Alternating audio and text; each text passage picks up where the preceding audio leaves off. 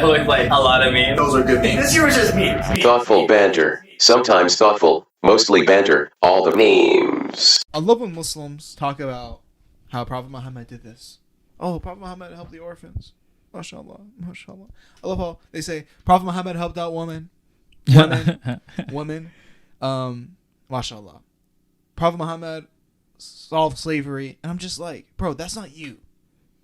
And I'm tired of being told what the Prophet did, Holy Prophet did, as if we've done it and it's solved in the world. It's so obnoxious. Like, people are like, Islam has like no sexism. Islam don't. You definitely do.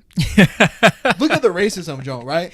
I have heard so many times, Islam solve racism, bro. Look at Bilal call the Adhan. I'm like, bro, when was the last time you had Tyrone up in this joint? You know what I'm saying, bro?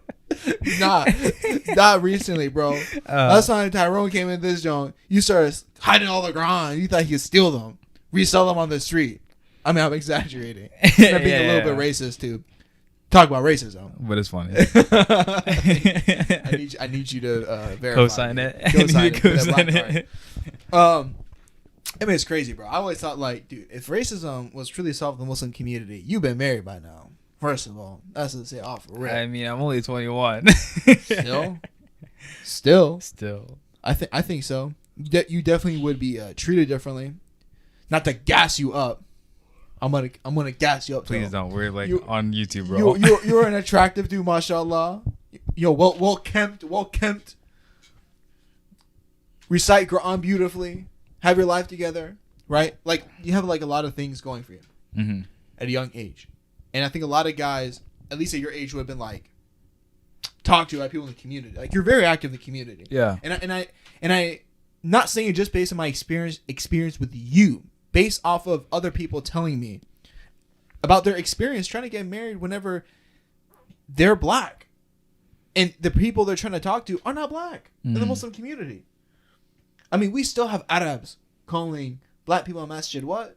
Slaves. Slaves. That's some white people stuff. That is absolutely wild. That's like the Arab version of the N-word or something, bro. Yeah. It's gotta be up there. Yeah, maybe just to play in their defense a little bit. I think it's less.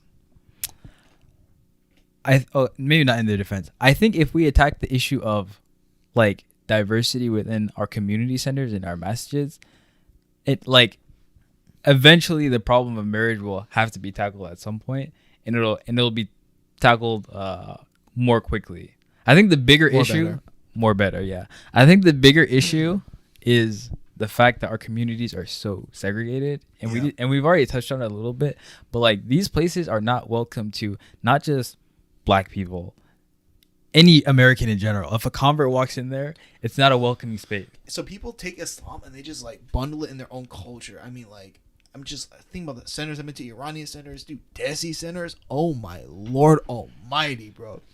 I don't know how I go to a Desi center the same center. Every time I'm in there, they're like, you a convert. Bro, if I am the only white guy here, you would remember me by now, right? I don't know how I'm always mistaken as a convert. Or you, for example. It's so annoying, bro. It's so annoying. And it's just like, bro, you live in America. You're in the country where Malcolm X, Muslim, is Shaheed, bro. And you're still like, when black people walk in the masjid, oh, Is he a convert? I think so annoying. The assumption that someone who looks like visibly American or different from you is a convert wouldn't necessarily be an issue if there was an effort to make a connection and make that person feel welcome after the fact. Yeah. But there isn't. There isn't. There's just let's keep talking our language around them. Let's make them feel as uncomfortable as possible. Let's not explain what like the MC of every day is like speaking the native tongue. So the convert who walks in is like, wait, what are they talking about? Like, bro, I can't even understand the announcement. Bro, the kids in the corner are looking at you like over and over again. No one says salam. I remember one time I walked into a masjid. It was me and my sisters. You know, mind you, all of my sisters, I think it was two of them, but both of them are wearing a hijab. Like, And then it's not like it's like falling off their head or anything. It's like very good. We walk into this masjid and these kids come up to the door and they're like, "Are you guys in the right place?" Shoot me. And you know they're kids, right? No. They're kids. No. They're little kids, but that is reflective of I guess what they're always seeing, and even how their elders are reacting to stuff. It's like really that. hard for me not to say something really bad. I'm gonna need a minute. Rein it in, Matthew. Rein it in. Allahu Akbar. Allahu Akbar. That's so depressing. It's also Yeah. hilarious. It is.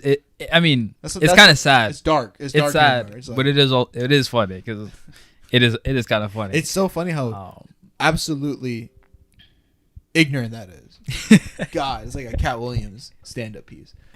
I mean, we are the product of our environments, you know, at the end of the day. And I think one thing I really feel sad about is a lot of these people growing up in these isolated bubbles of their culture, they fall out of Islam.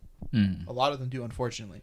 And I would theorize one of the reasons for that is because they understand Islam only as their culture. And what Islam, in my personal opinion, I'm not a scholar, obviously, but I'm just saying it. In my opinion, Islam cannot be a cultural thing. Islam has to be your moral guidelines. And there's a huge difference because culture changes whenever you enter a new room.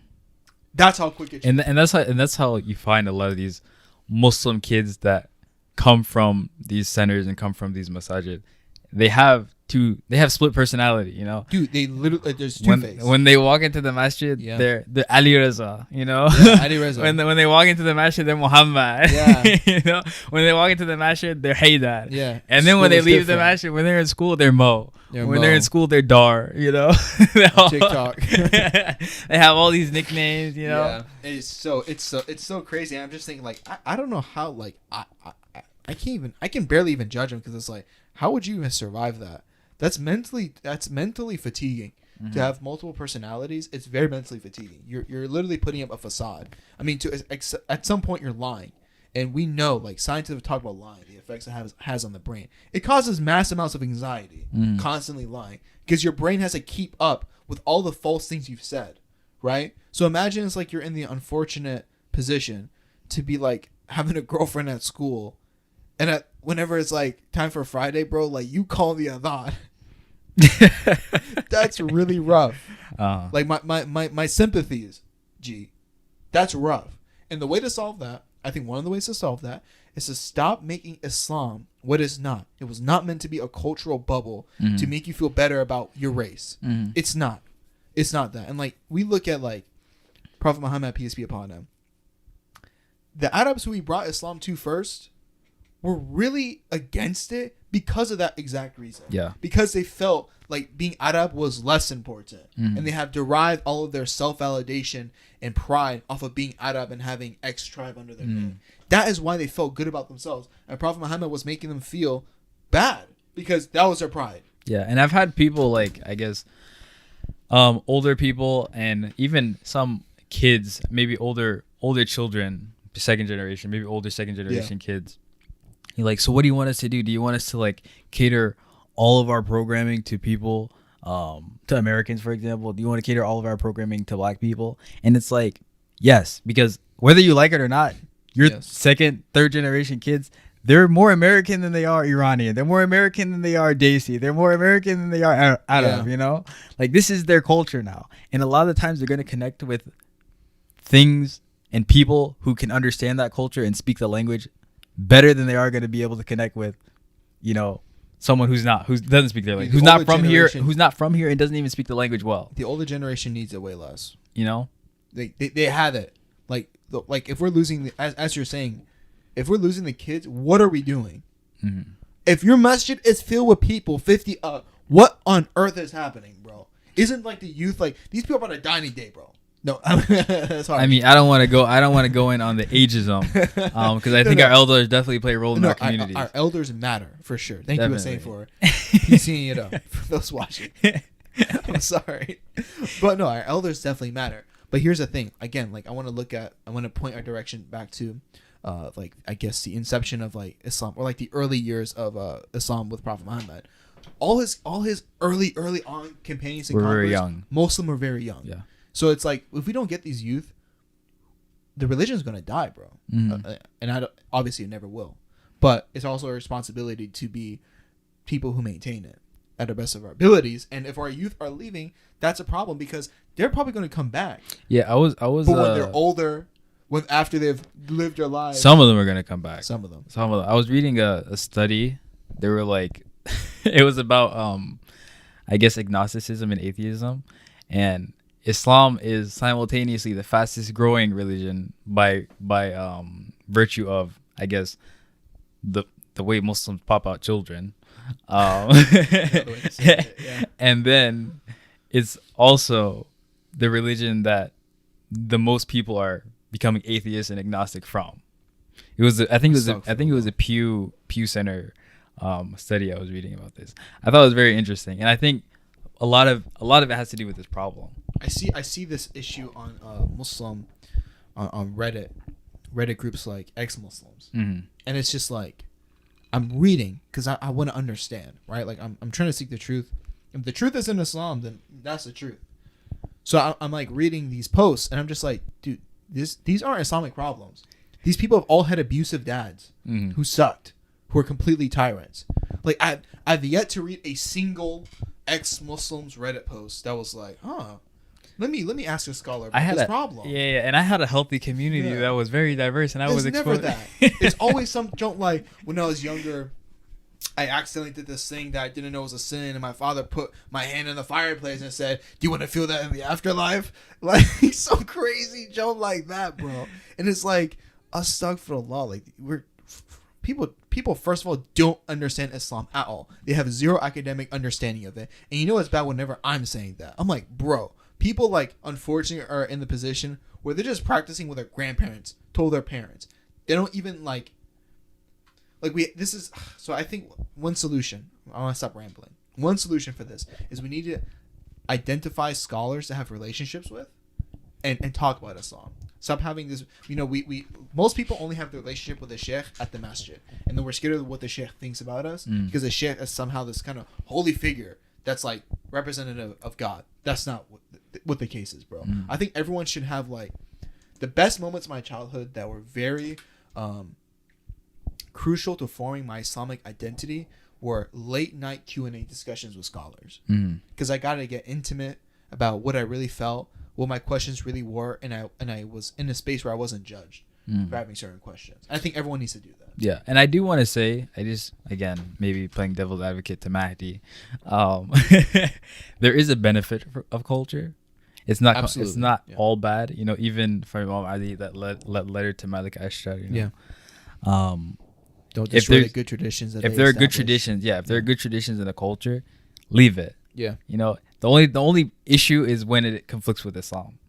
So I just want to say that. Also, I don't think you necessarily have to have a completely academic or like informational understanding of Islam. Thank you for clarifying. Because a lot of times you'll see that actually people who are in people who are in isolated villages, for example, and it's not that they don't want to look for information. They don't have access to information, about specific figures. Even us, about Hazrat Fatima, for example, there's literally not a lot we can know about her life just because we don't have access to the information. But that doesn't mean that our connection with her is any less necessarily. I see what you're saying. So I just want to make sure we're not like... You have to be intellectual and completely understand. Let me run it back. By no means am I saying that you need to know your faith as well as like to go on like a Harvard debate panel. But you need to know it. I think, suck for the left being arrogant, but I think you need to know your faith enough to convince yourself of being Muslim. I mean, that's not a think. That's a fact. That's what I'm trying to say. Like, you should just know, like, bro, if you're Muslim or not. Like, I talk to guys who are secretly like, who are Muslims, who are basically secretly like, I don't know if this is Islam thing for me. I'm like, why telling me? And I don't mean that like don't open up. I mean that like talk to someone who talk can help to a you. Scholar, bro. Yeah, we're at a camp right now for like. Funny story.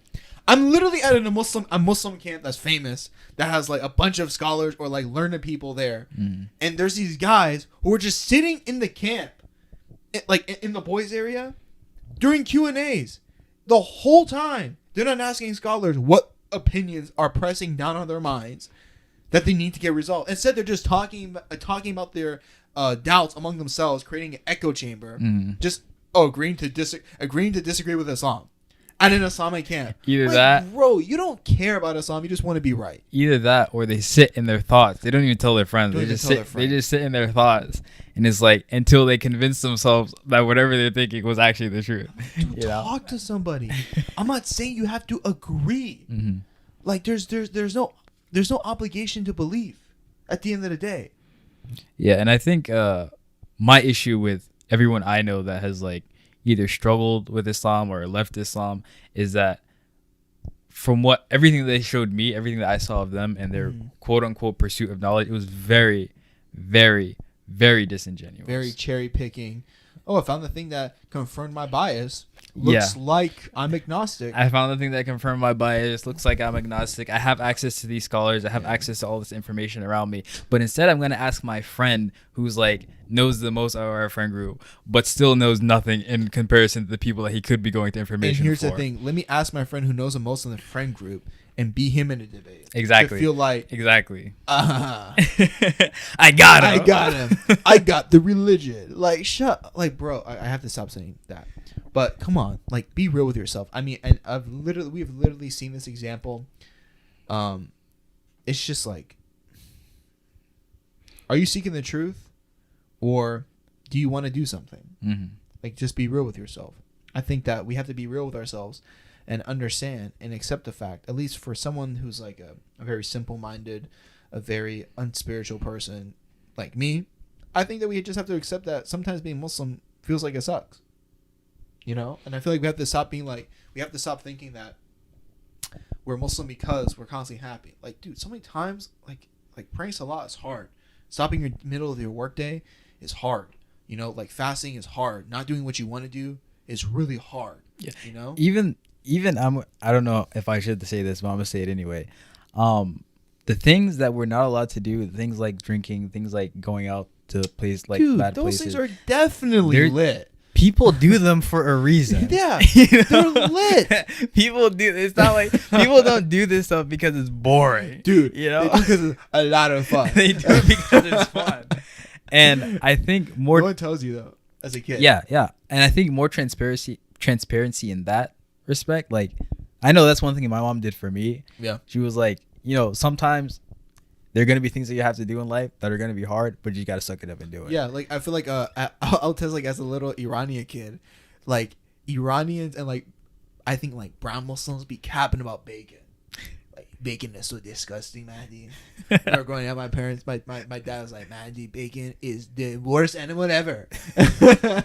It is completely disgusting. It smells bad. I'm like, Cap, I'm smelling that joint smell good from here. I can taste that joint.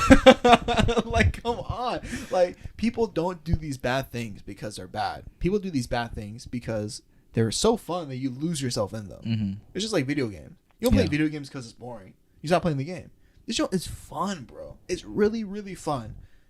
I'm not saying that like from experience. I feel like I said fun to enthusiastically, you know. But we have to be real with our youth, and like I feel like I give a good analogy. Like the same way you see alcohol, the same way you see something like eating food is destructive, is the same way you can look at something like alcohol consumption or dating girls. Like, you think that, yes, I think it's fun, but you understand logically, and Islam tells us to use our logic, right? You understand logically that although that thing can be fun, it is destructive. You know, I mean that's the way that in my brain it makes sense. It's destructive. Also, I think having avenues for kids and people to experience fun through Islam is very important. That's something that I think I was blessed with throughout my childhood, and I want to say I think ultimately Muslims' identities are embodied by their potential, and not their intellectual potential, not their physical potential, but their spiritual potential. And these things are here once you have an understanding that these things are here to increase that spiritual potential. Even if they're hard, you're willing to do that because you know what you're gaining is greater, right? And then eventually, and I'm far from here, but eventually you'll get to a point where you will start seeing the beauty and the fun in those thing. Yeah. You know, in praying salat, you're like, subhanallah, I get to talk to my Lord 5 times a day. Yeah. Again, I'm not saying Wow. I'm not saying I'm there, but that is the goal of these things. One You thing know? that really inspired me, what one speaker said when I was younger and I was still trying to find my path, was he was talking about, like, basically, this metaphor only goes so far, this comparison, but like Islam being like a metaphor for like physical fitness. Like going to the gym really sucks. It really sucks. Working out's not fun. You ever worked with someone out? Have you ever, you like to work out, you've gotten to the point where you can experience the euphoria of like the muscles burning and be like, oh, that feels good. Ever work out with someone who hasn't gone through that? They look like they're constantly constipated, bro. Like he hurt, like he's not even like in actual pain, but he's just so uncomfortable lifting the weight. Like, I can't. And that's the same thing for your dean, for example, right? You are in pain, you're suffering, but you're building a beautiful body, and you're building a body that later on in the future everyone's gonna see. That's a beautiful body. Yeah. That's different, and it's the same thing with your dean, right? Like I feel like the more, I don't want to say more spiritual because that's pretentious. The more rigorous I try to be with my practices, I notice small things like I'm more patient than people around me. At work, for example, I'm like less emotionally volatile. Like you see, like some people get like upset at something so quickly. I just be vibing. It's not because of me, just because I was saying alhamdulillah. Yeah. 30 minutes of my way to work. I'm like in a more peaceful state. Yeah. Definitely. And that just goes back to like these practices are meant to build that kind of resistance, if you will. Yeah. You know, you're building, like, so cringy. I like to think like anime, like Naruto training, or I mean one of the best animes in terms of training. Don't give me that look, bro. is Baki, right? Like you think about like how deep he gets into like physical fitness, dude. When you ever like you're struggling not to do a haram that you really want to do, I don't see a difference. You're literally like, okay, it's like a bodybuilder who has to make a competition. Okay, I want this cake, and I don't want to work out, but that means I'm in bad situation. If I sacrifice the short term lust or gratification, that's the word. If I sacrifice the short term gratification, I'm gonna be like an IFBB pro, whatever. Right? in the long run, yeah. In the long run, like that's the same thing. But the issue I think for younger people is like it's hard to see like what that goal is. It's harder to see what that goal is. I also think the curse, and yes, I say curse, the curse of individualism in American culture. Oh wow. you got deep there. Oh man. Also plays a part, facts. Which is why I think these community centers, these massages become even more important, because that's where your sense of, I guess, collectivism and the sense of togetherness is supposed to come from. Right? Yeah. Wow. And if all you get from there is cultural practices that don't necessarily make sense or you can't necessarily connect with, I don't know how effective that is, right? Yeah, absolutely. I don't know how effective that is anymore. It's not.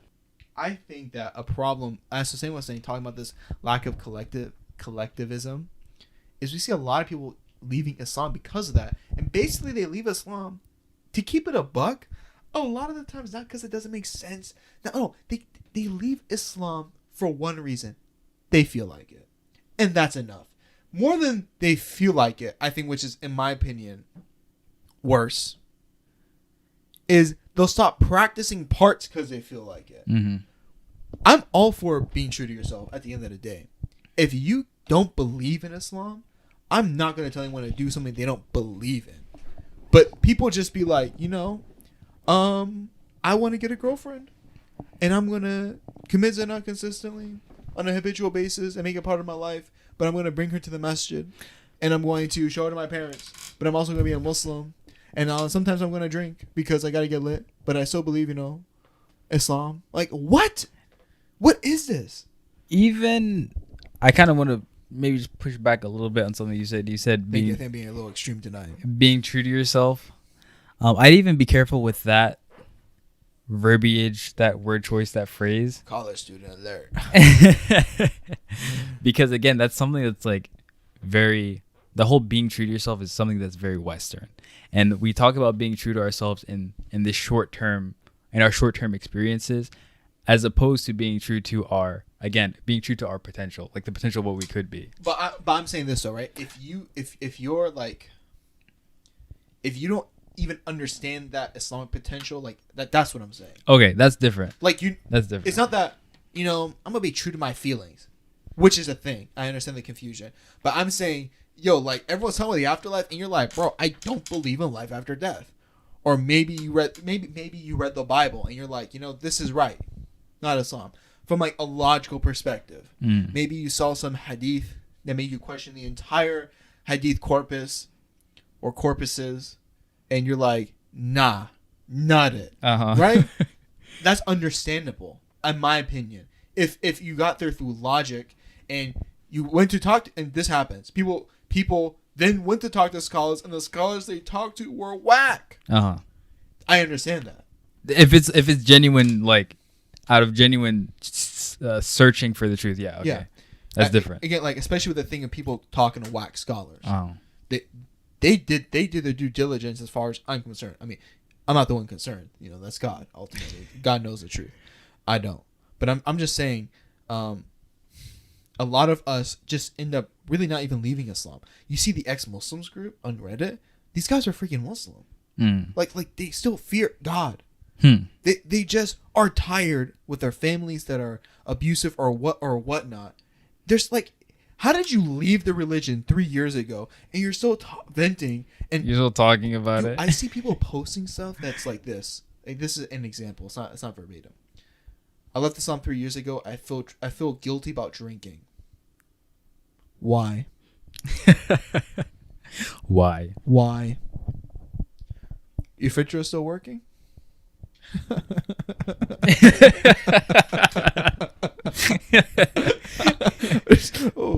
I don't know, bro. I feel like if I left the religion for like sound logical reasons, I just didn't believe. I wouldn't have any kind of regret. I mean, not necessarily. I get from the psychological perspective, be like, no, conditioning, but or even that fitra, like if you're not like completely, if you haven't been left in the dark, or maybe you haven't like clouded up that fitra, I still think you'd probably have those feelings, even if it was like, even if the decision at the time was a decision made out of genuine like searching for the truth. Yeah, I think you would still have 3 that years though.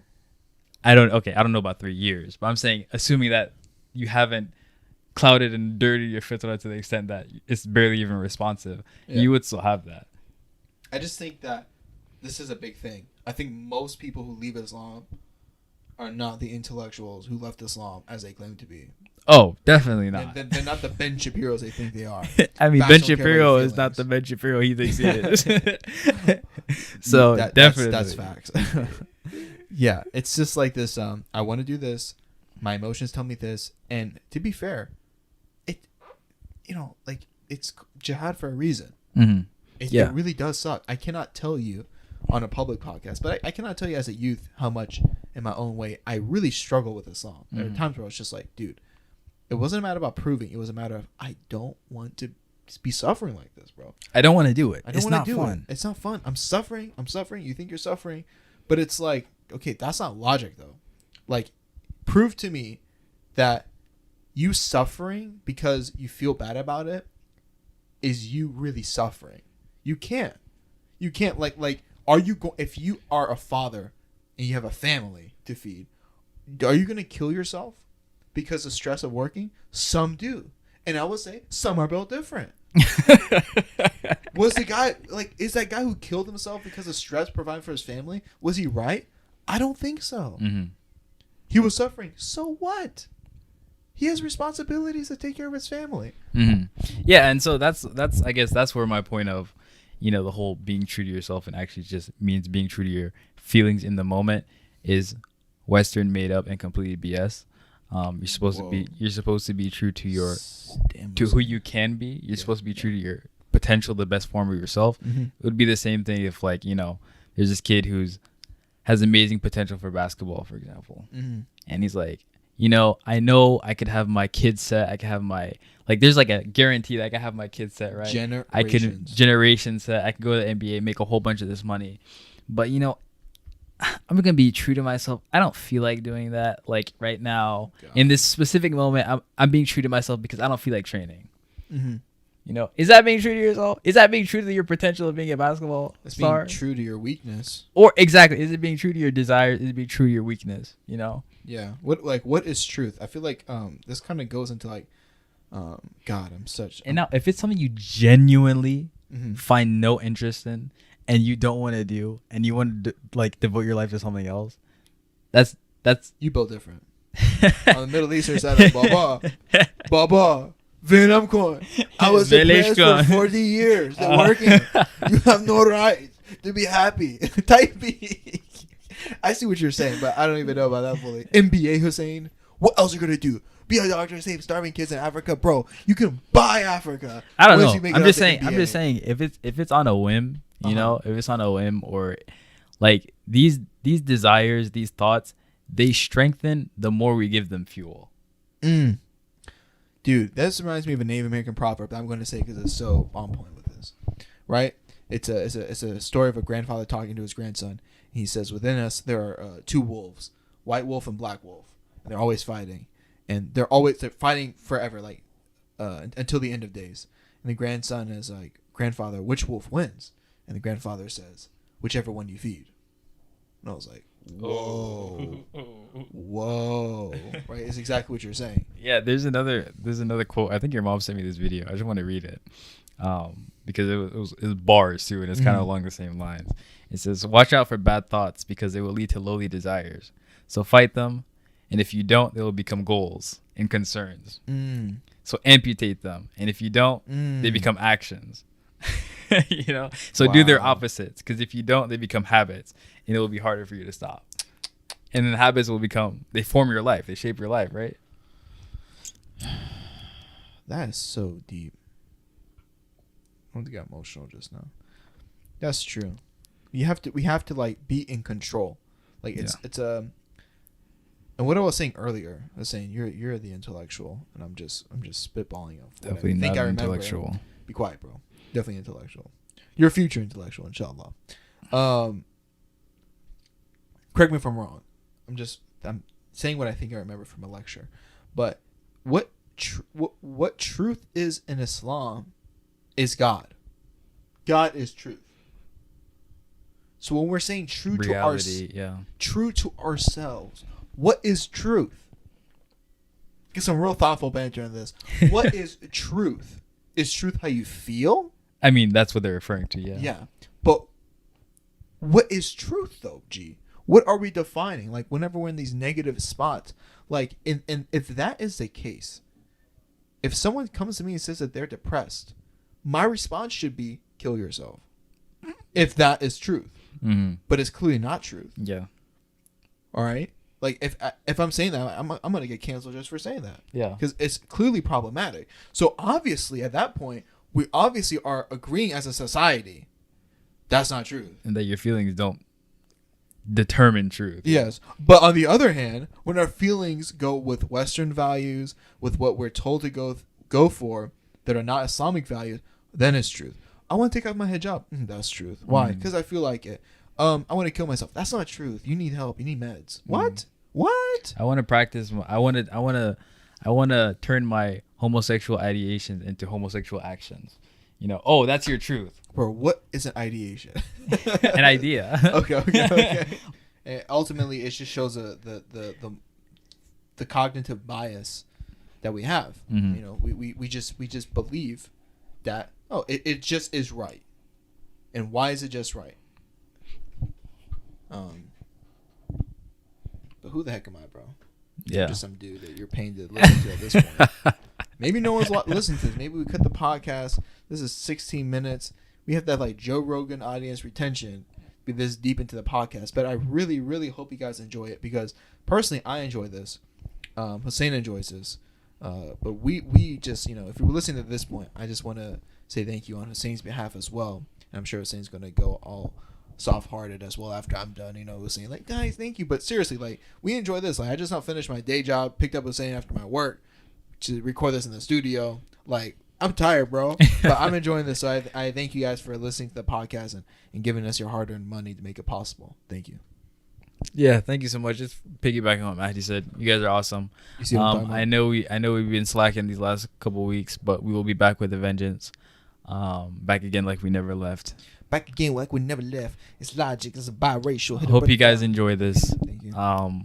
We out. Yeah. Hit a brother down, make him stay down, make him lay down. Whoa. Pause.